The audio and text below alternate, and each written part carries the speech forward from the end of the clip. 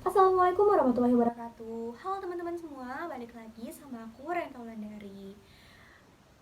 Gimana kabarnya hari ini? Baik-baik aja kan? Semoga baik-baik aja ya. Jadi di video kali ini aku bakal ngebahas tentang materi yang berkaitan dengan landasan psikologis pendidikan tentang teori kepribadian. Baiklah, gak usah nunggu lama-lama lagi, langsung saja kita masuk ke pembahasannya. Let's go! Baiklah, yang pertama kita akan membahas mengenai apa sih yang dimaksud dengan kepribadian. Jadi, kepribadian sebenarnya adalah sebuah konsep yang sangat luas. Itulah mengapa definisi kepribadian yang disampaikan oleh satu ahli dengan ahli yang lain kadang berbeda. Namun, perbedaan pendapat itulah yang nantinya akan melengkapi dan memperkaya pengetahuan kita mengenai konsep kepribadian.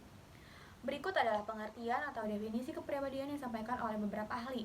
Salah satunya adalah Rochuk dan Warren dalam bukunya yang berjudul Sociology and Introduction mendefinisikan kepribadian sebagai organisasi faktor-faktor biologis, psikologis, dan sosiologis yang mendasari perilaku individu.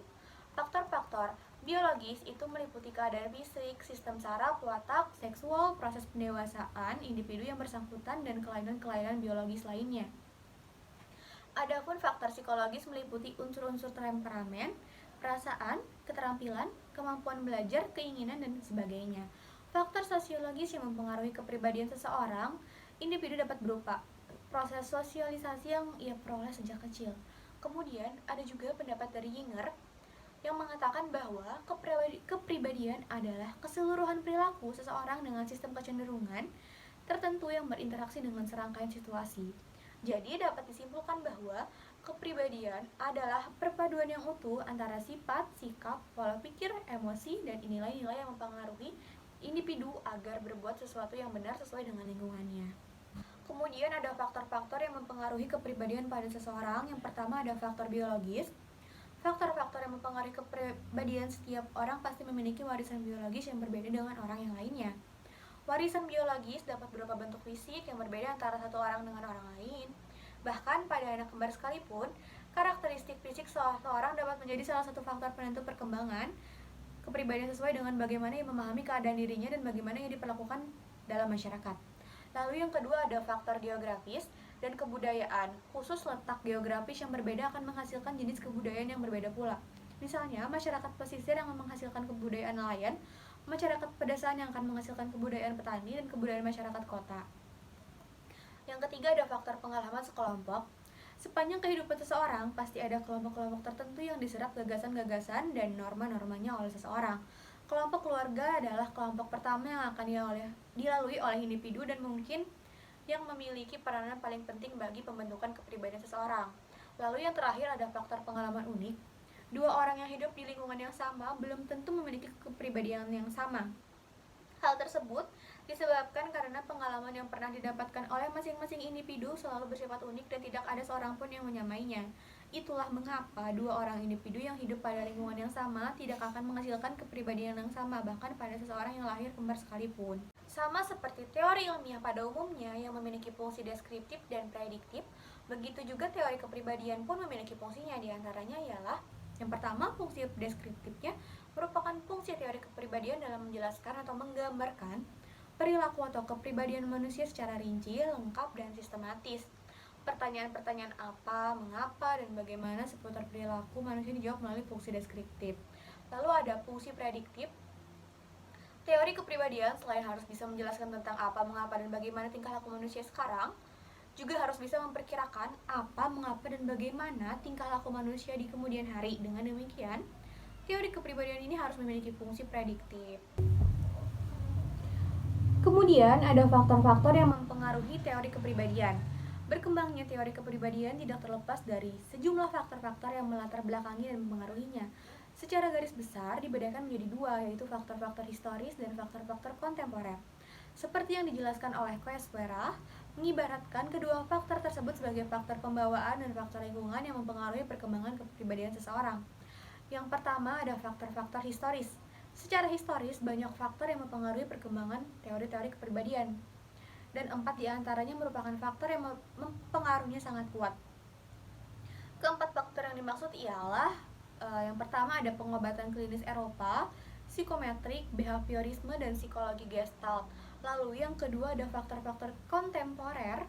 Faktor-faktor kontemporer yang mempengaruhi perkembangan teori kepribadian mencakup faktor dari dalam dan dari luar psikologi. Faktor-faktor yang bersumber dari dalam bidang psikologi yaitu munculnya perluasan bidang psikologi seperti psikologi lintas budaya, cross cultural psychology, dan studi tentang proses-proses kognitif dan motivasi.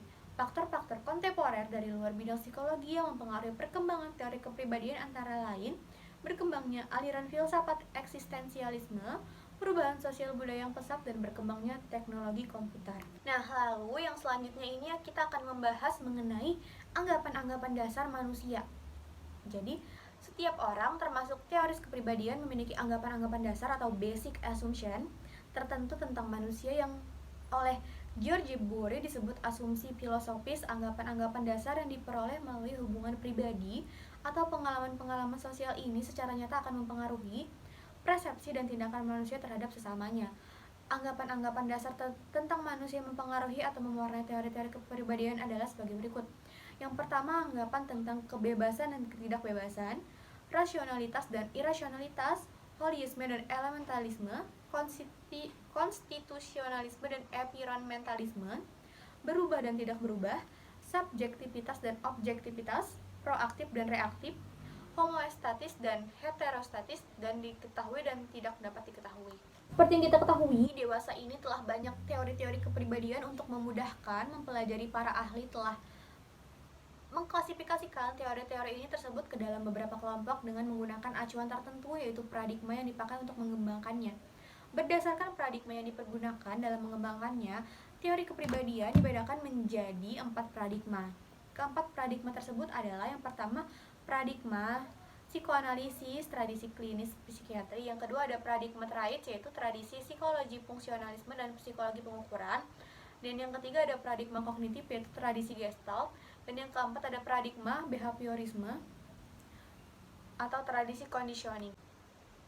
Selanjutnya adalah aspek-aspek kepribadian anak atau siswa. Yang pertama adalah sifat-sifat kepribadian atau personality traits, yaitu sifat-sifat yang ada pada individu seperti penakut, pemarah, suka bergaul, peramah, serta menyendiri. Lalu yang kedua ada intelijensi, kecerdasan termasuk di dalamnya kewaspadaan, kemampuan belajar, kecakapan berpikir. Lalu yang ketiga ada pernyataan diri dan cara menerima pesan seperti appearance dan inferentience.